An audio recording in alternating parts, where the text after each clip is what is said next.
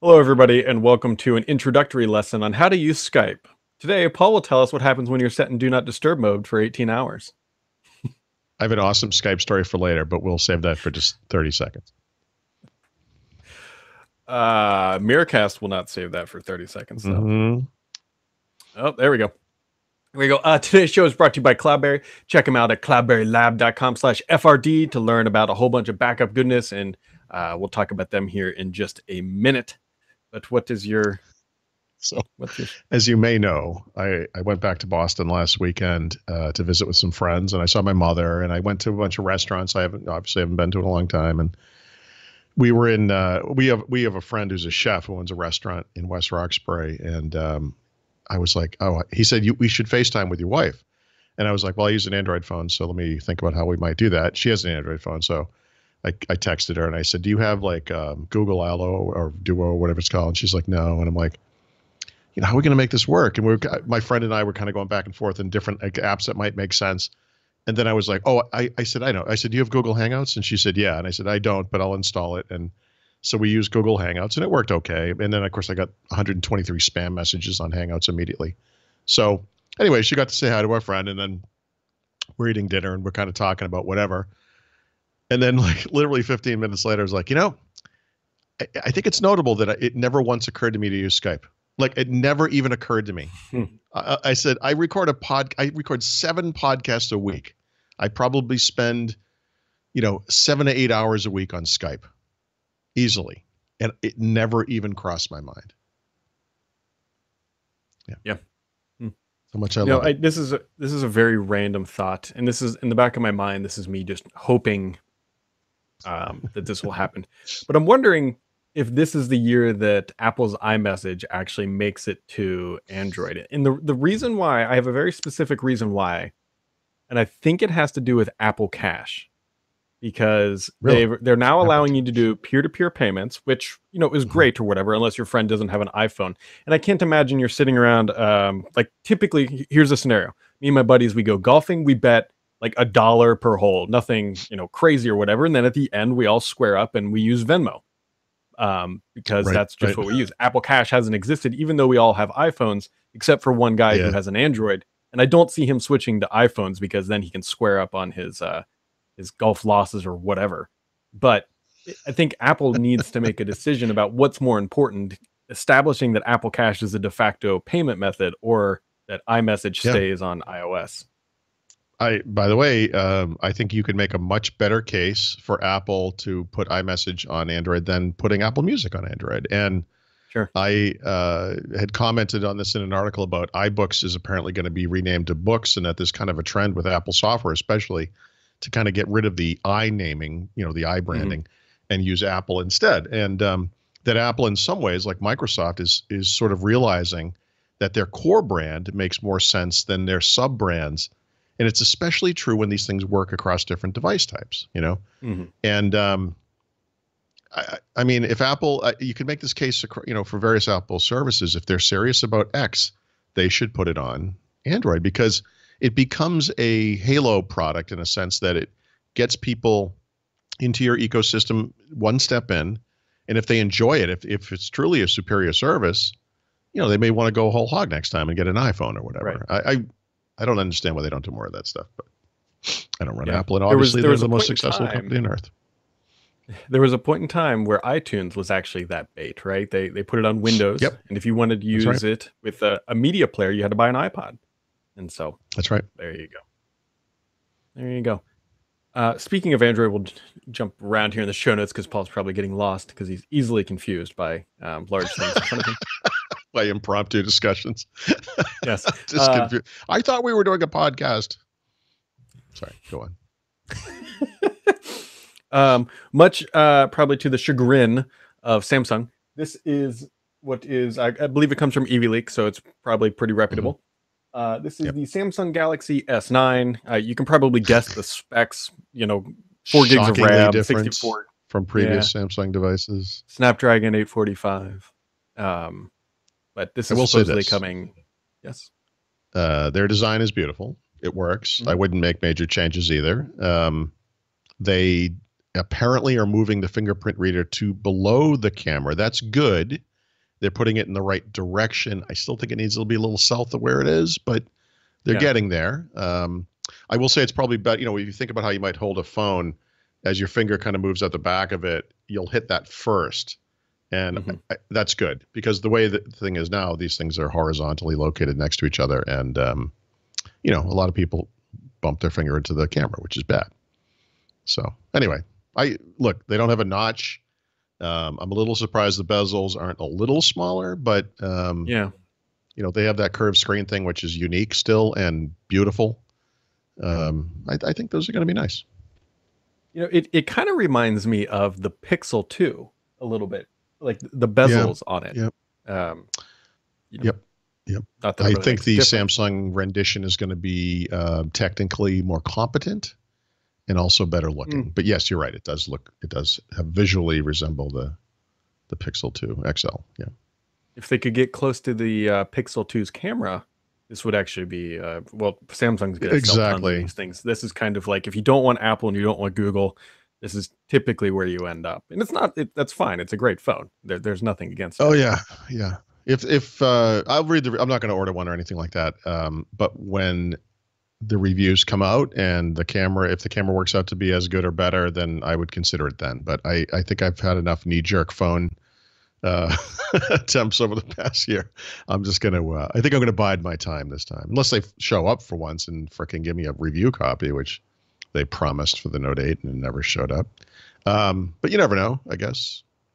Well, Paul, this phone's probably going to be a bargain. I mean, you're used to spending $1,100 on a phone, $1,000. This one will probably come in, somewhere $800-900-ish. Something, yeah.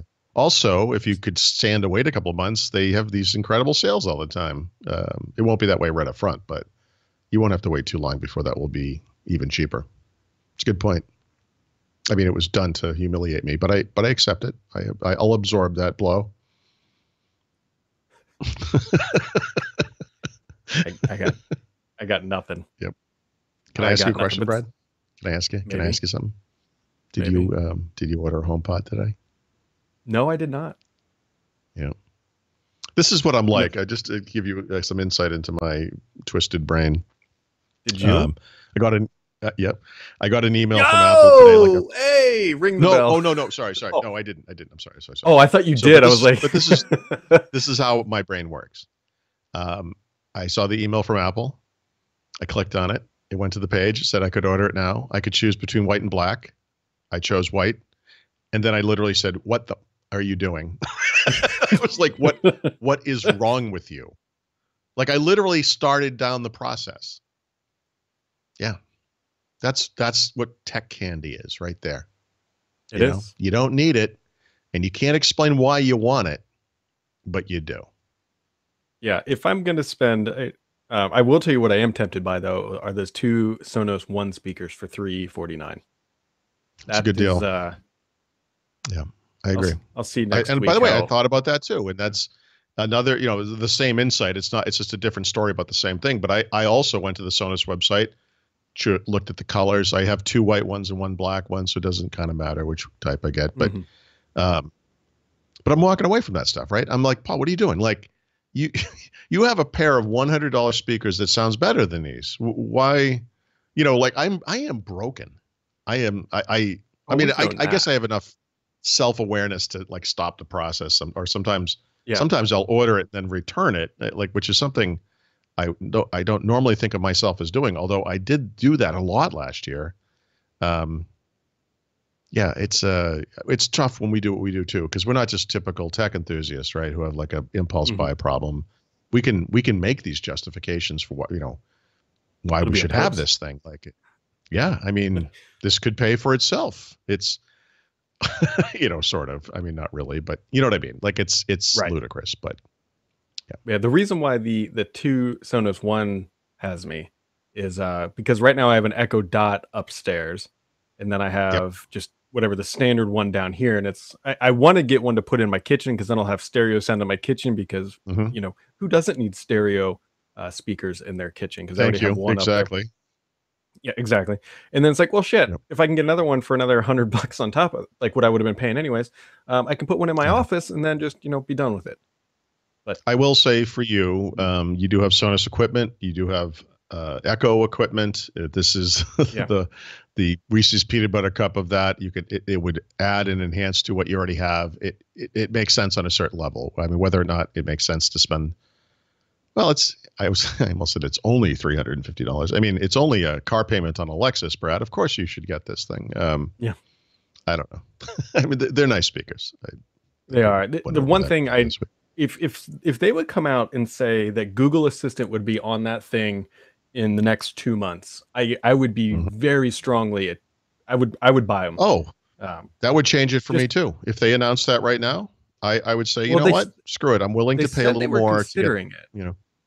So but for Sonos to say they're considering it, that could mean it can show up between now and 19 years from today. So they're very slow with their software development. But yeah, they are, and horribly slow. In fact, while I was using Sonos equipment, I put my main phone on the Sonos beta, which basically means that you're on the Sonos beta because it's the equipment that's getting the beta. And it was a terrible process. Updating the apps was very buggy and terrible and whatever. But, you know, the funny thing is, like, after several months of testing something, like, what you got was this really minor change all the time, you know. And so I haven't been doing that for a while. And I just got an email from Sonos that said, hey, here's all the new stuff in our new version of the software. And I thought, well, it's been 6 months or something, or maybe more, since I really paid attention to this. Let me go look and see what that entails. And you can go look at it for yourself. It's like nothing. It's like, what is this? Like they tested this thing for like several months with a bunch of, you know, beta testers and their devices out in the world and whatever. And can I put Audible on it yet? No? Then what are we talking about here? Like, what is this? Right. Really strange. No, it really is. Their development, they did just get a new CEO like 3-4 months ago, maybe it's longer than that. So hopefully their development priorities will shift to things that will actually help sell devices. To actual development. They've changed their UI about 17 times since I've had them, and on the app. I can fix Sonos right now. I can fix it right now. Obviously, future devices should just be compatible with everything. They're never going to do that. But what they should do is add the ability to cast to Sonos. And I know some apps have it, like Google Play Music and Spotify. And make it just an open program that's just like Chromecast or whatever. You just add this button to your app and whatever. Or even like just fake out Chromecast. Like, I should be able to hit that Chromecast button and Sonos should just show up. Like, just make it happen. Like, I would be happy to buy this equipment. I want to buy it. You know, I'll tell you what's a really interesting scenario that I'm crossing my fingers this will actually happen. So obviously AirPlay 2 is coming at some point. We know that's happening. What I hope to see, and this is going to take two behemoths to actually be nice and work. It's like, but I'm mating hoping dinosaurs. Yeah, there's that. I'm hoping at some point in the not so distant future, a Apple TV will broadcast the audio for Netflix playing on it to AirPlay too. Of course. That would be, and then that will happen over. Yes, that would be amazing. Right, because you could do an ad hoc 5.1 system that way, or at least stereo, and it would be I mean, God forbid that would be so simple. Well, you'd have to think that Apple's got to be considering this. Have this, yeah, they have to be. How do they not have it? Well, it's because AirPlay 2 is not out. AirPlay 1 wouldn't support it. But yeah, like that. God. Now, if Sonos comes out and says, yes, we'll do that, but you have to buy new Play 5s, I will take my 2 Play 5s down to their office and I will just sit on them and cry outside their front door until they give me new ones. Where is Sonos located? Is it a nice place? I'm going to find out. I'm guessing California, probably, maybe. I don't know. Yeah, probably. So anyways, moving on, folks. Let's see. Fall Creators Update is now on 3/4 of all Windows 10 PCs. That actually feels pretty quick. It's really quick. Yeah. It took this off the top of my head. I always say it in the podcast, but I don't like reading notes. I want to say that the Creators Update took 5 months to hit roughly the same amount of, percentage of usage. It took 3 months for the Fall Creators Update. So, this shows a couple of things. I mean, one, Microsoft got around whatever the problems were with the Creators Update. Actually, I'm sorry, there weren't not huge problems with the Creators Update. That was the anniversary update. So I think the Creators Update was probably the first one where they, we'll do it at this speed. They slowed it down, didn't experience any problems. And then they thought they would be good to go for the Fall Creators Update. And they have been because, my dog is obviously barking because she can sense that I'm talking to someone else. I feel like they have gotten on top of the reliability issues, which is super important. And after, what is this, the fourth version of Windows 10, I think, Mm-hmm. you know, I think they've kind of figured it out, you know, like this is something they can do. You know, whether Yep. the value of updating your system twice a year with such a major change is there is, you know, we could debate that one. But as far as the update stuff goes, I mean, I feel like they got ahead of it. This next headline, I just found it funny. That's why I included it, but it's Hmm. important to people. It says Intel claims, they made this on their earnings call, which I believe was yesterday, Yeah. that the chips coming later this year will be free of Spectre and Meltdown flaws. Well, technically, all the chips that have been patched are free of Spectre and Meltdown flaws. Yep. Yeah. All they have to do is apply the patches. Well, I assume what they're Yeah. referring to is that, and I don't think this is going to happen this year, frankly, but over time, they'll engineer these chips or architect these chips in such a way that that kind of attack is hopefully no longer possible. Right. It's going to be interesting to see how that happens. You know, we often joke about the you know, the nameless Microsoft support engineer who invented the phrase "it's a hard computer science problem." But you know, Mm-hmm. the truth is this is one, and I feel like smart minds are going to look at this, and there's going to be some breakthrough that could happen any day, frankly, and that includes the current chips. You know, one of the big concerns with current chips, all chips, that obviously, is that the fixes often have a performance degradation. There are some issues that can't be fixed, apparently, and I think we're going to get around that. I really do. I do. I sort of feel like software can make this work. You know, that we Mm-hmm. can figure this thing out. So we'll see. Obviously, they need to engineer something new for the future, but I think we're going to be okay. He says days before the most horrible computer attack of all time. I think so. You know what I mean? Before they Like did. the 9/11 of electronic attacks occurs tomorrow because I said that. Sorry, everybody. Um, you know, I don't know, but yeah. Mm-hmm. We're just going to move Happy on. Friday. Not even going to comment on that. But folks, ransomware has been on the rise, not just Spectre and Meltdown, but actual true ransomware that basically locks everything up and kind of holds it hostage. But Cloudberry, these guys, they're honestly probably worth checking out. I know we're going to have a lot more about them in the next couple of weeks, but what they do is actually really interesting. So you have your own data on your own computer or wherever. You can pick any cloud, any of them, or even your own, and it'll back up to that platform. It's very simple. You're not tied into any cloud service. So if one day Amazon has lower prices, you can go with Amazon. If next month Microsoft has lower prices, you can go with Microsoft. You really just kind of bring your own storage. They bring it with the software and back it all up and make it really super simple and easy. Check them out at cloudberrylab.com/FRD. And I don't know, just go check them out. They're worth taking a look at. And I really do mean that. But what I really don't mean here, Paul, is so I went to the gym last night. I'm sorry. At the gym. Well, I go to the gym every other day. I enjoy it. It gets me out of my radon-filled basement. Keeps me That's fair. Yep. keeps me healthy. And so this was the first time I've ever had this happen, but it seems like Apple should be smarter than this, which is why I'm worried that they will never bring AirPlay 2 to their Apple TV. Yep. So on my Apple Watch, which is what I use to keep track of heart rate and all that crap, I have to manually turn on exercise mode because it can't figure that out. Fine, whatever. Right. So I do my workout. I'm there for 55, 60 minutes, come home, put the thing on the charger, shower, go to bed, wake up this morning, put it back on my wrist. I forgot to turn workout mode off. Oh, that's amazing. Yeah. Can I guess that they don't offer you a way to edit this so that it actually goes down to what it was really, the 45 minutes or whatever you spent actually exercising? Correct. Well, here's the good news. You have just broken your all-time record for workouts. Congratulations on that. And the bad news is you will never break that record again because you're probably never going to work out for 9.5 hours or whatever that works out to. What I find even more interesting is that this thing should have been smart enough to know that, hey, if it's charging, there's no way he's wearing it. Like you don't go to the gym with the charger underneath and like plugged in. Does the Apple Watch support automatic sleep detection? Does it do that kind of thing? It should. I don't know. And this is also the first gen, so it's not like I don't know what improvements really came with second, third gen other than LTE with 3 and waterproofing with 2. So I'm sure one of them does at some point. But yeah, I woke up this morning and it's like, hey, you've already got your fitness goal. Like as I'm driving my kid to school, and I'm like, what? Like I haven't. It's been on my wrist for 10 minutes. You got all these like little achievements, like you were working out after midnight. It's like ding, and you surpassed like an hour. Ding. Yeah, it's called late night snack when you're working out at 1 a.m. Yeah, exactly.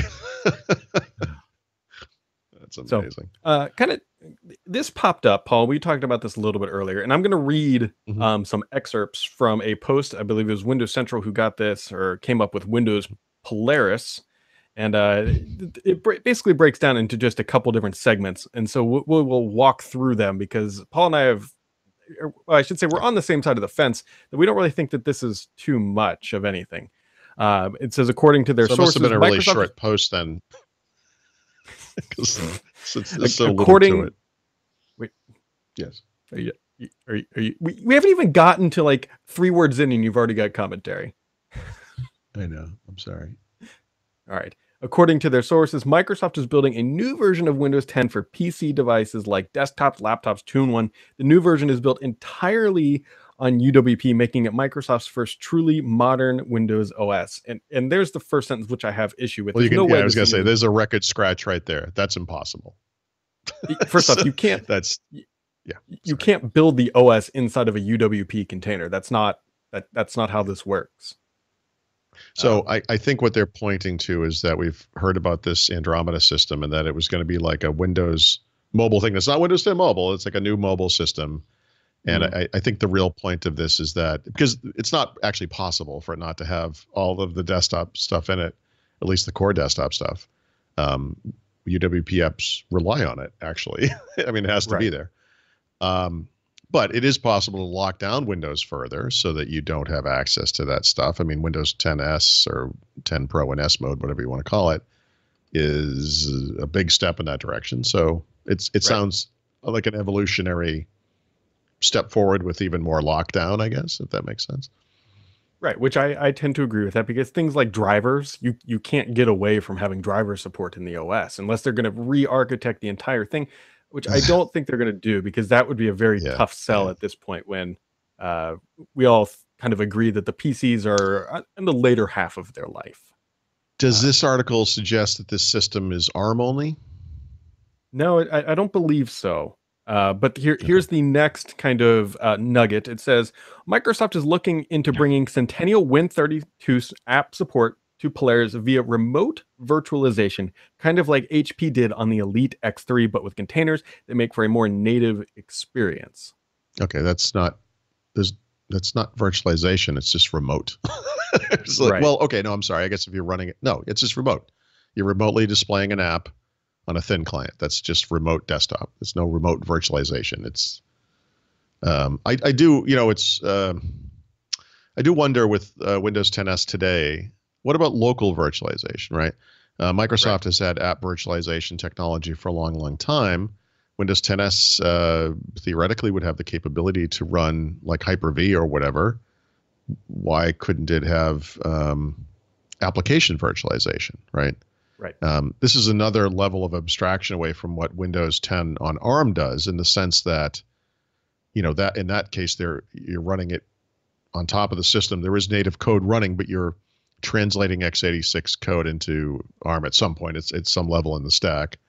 In this case, you would basically have a virtual environment which would take up resources running in the background so that you could run these apps locally. I mean, if we're going to run anything remotely, I mean, that you can do that on an iPad today. I mean, there's nothing special about that, right?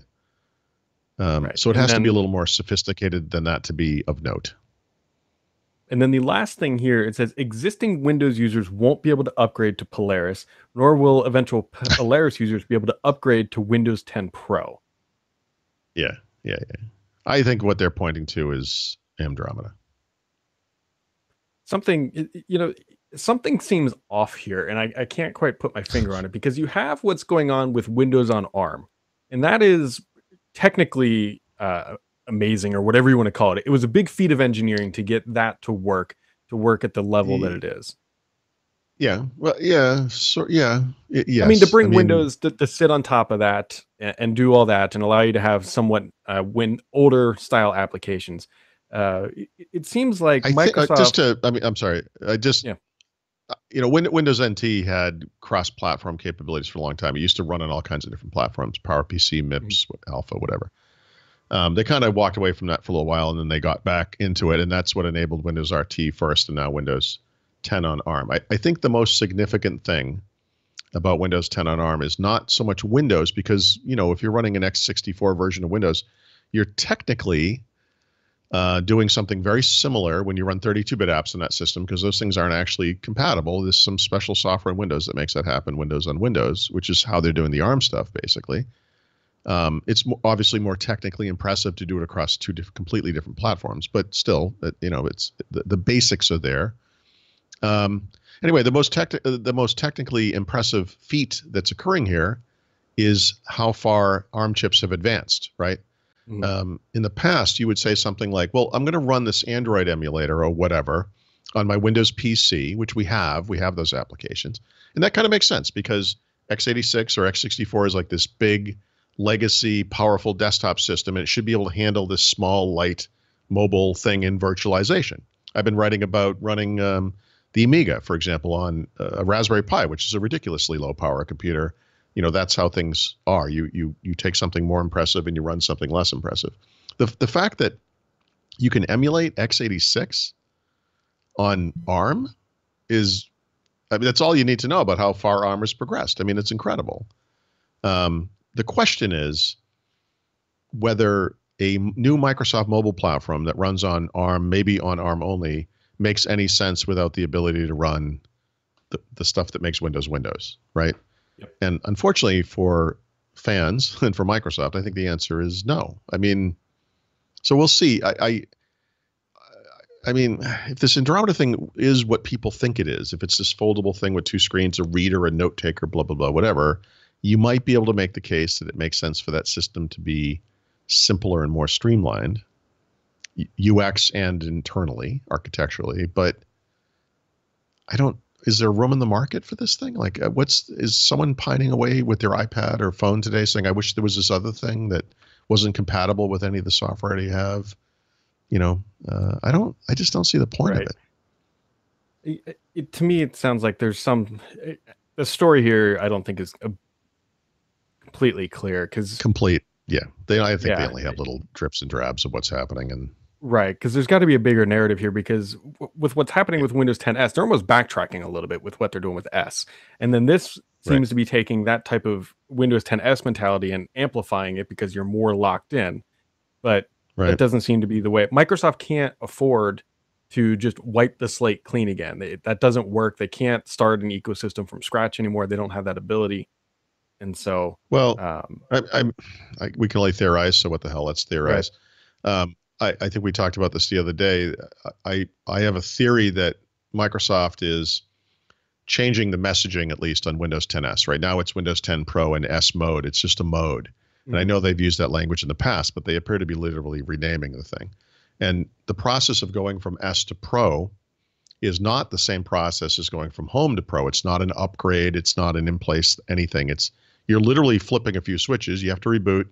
It happens almost instantaneously. It's just taking some locks off. That's all it does. So it kind of is a mode. It's like a subset. Maybe they're going to eliminate the time limit on upgrading to Pro from S. I kind of wish you could go back to S, by the way, from Pro. I think that would be very interesting if that was a two-way street. And that this is the new S, in a sense, right?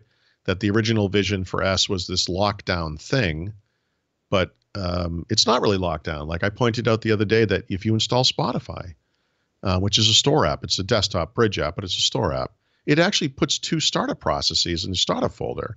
And every time you boot your computer, it runs. And a store app should never be able to do that, right? And so I guess there's a need for it of some kind. I can't imagine what it is, but maybe just performance or whatever. But it kind of stands in the face of what some of the promises were for Windows 10s around performance degradation over time and performance rot and so forth. Maybe this is their second attempt. Like there's not going to be a switch, right? There's not going to be a way to go back because it's not a mode of Pro. It's literally something, it's shifted off to the side, something different. I mean, they very clearly believe in Windows 10s for some reason. Maybe this is a purer version of it. Yep. Paul, do you remember yesterday when I said who I thought was going to interrupt our podcast? Yes. Phone call. Yeah. Well, my car, I believe my car is ready. That if you heard my phone ring for half a second. Wasn't that supposed to be done yesterday? Yep. Wasn't this like an oil change or something, or some standard maintenance? No. So, it was an oil change and tire rotation. And then the volume knob, the center stack volume knob didn't work. It just stopped working. And so they had to order like that replacement unit and fix it. But what I did learn yesterday, Paul, is that a Ford F-150, the full, full cab, so full front seat, full back seat, kind of thing. And it also has the extended cab on it. This is a big truck. Will not fit in my garage. Ah, yes. So at least you have room in your child requires a car seat, obviously, so you can put your daughter in the car seat. Okay. Actually, I just leave her in the bed and tell her to hold on. But, just attach it to the bed and face backwards. You'll be fine. Just do this when you see trucks. It'll be delightful. It won't be cold when your hands are frostbitten. Trust me. So. She's young. She'll get over it. She will. What doesn't kill them makes them stronger. You got anything else for today, Paul? No, I still haven't published those device reviews. I'll work on that. I've got that Mike Nash interview I keep intending to publish someday. I promise. I'm working on it. I don't know. Basic, work stuff. Yeah. What about you? Well, I assuming I haven't actually listened to the voicemail, but I'm guessing that my car is ready. So I am thinking that my afternoon will be filled with me driving up to get that car. Or hilariously, they've discovered another problem with the vehicle, or that part didn't come in, and they were wondering if it was okay if they held it for the weekend. I think I'm going to be going to get my vehicle here, hopefully, in a little bit. We're just going to say. Okay, good. I hope so, too. That's kind of it. Mostly because my wife refuses to drive this truck because she is 5'3", and this vehicle is about 17'9". Feet high. Does it have one of those little ladder things that come down for the driver's side? You know how they have those sometimes on trucks? No, this is running. This is a loaner. This is a very interesting loaner vehicle because that's why would you give? I don't know why they gave me this thing as a loaner. You posted a picture of this thing. You should take a picture of it. I can post a picture of it. Yeah, because it's a quad cab, which is great. It's 2018, has like 400 miles on it. But it's huge. Wow. And then the interior is bare bones. The backup camera is approximately the size of a baseball card. And so when you have a truck this big, you don't even you could hit a kid and not even know it. But here we are. I went to Washington D.C. years ago, and I rented a car, and I always order the same vehicle, which is the smallest one you have, because who cares? Right. And the vehicle I got was a Hummer. And I was like, this in no way resembles the vehicle I ordered. And they said, don't worry about it. We don't have any more cars left. It was like the Seinfeld joke, the easy part is making the reservation. And they said, you can have a free tank of gas. So I probably could have used 3 tanks of gas because that thing probably got 9 miles to the gallon. But the point of this vehicle is you have a viewport that's about that thick. So it's like driving a submarine outside. And the center, what do you call it? The tunnel that goes through for the transmission or whatever. Yeah. Was so big I could have driven my car through it. So it was like the front seat of like a Camaro kind of, but with even less view outside. And it was like the most awful. It was just awful. And of course you drive down the street like this and it's amazing that I didn't kill anyone or destroy any vehicles. It's astonishing. We can only hope that maybe one day you'll get to live out your dream and actually do that. And then I won't have to deal with you on a daily basis. Interesting. Unless it's you. Dun, dun, dun. When you wish upon a star, Paul. When you wish upon a star. My vehicle is ready, by the way. Oh, good. All right. That wraps it up for today, folks. We will be back next week with a normal schedule, actually. But today's show is brought to you by Cloudberry Lab. Check them out, cloudberrylab.com/FRD to learn more about their backup solution and how to keep yourself safe from ransomware. And we will catch you back here on Monday, but have yourselves a wonderful weekend.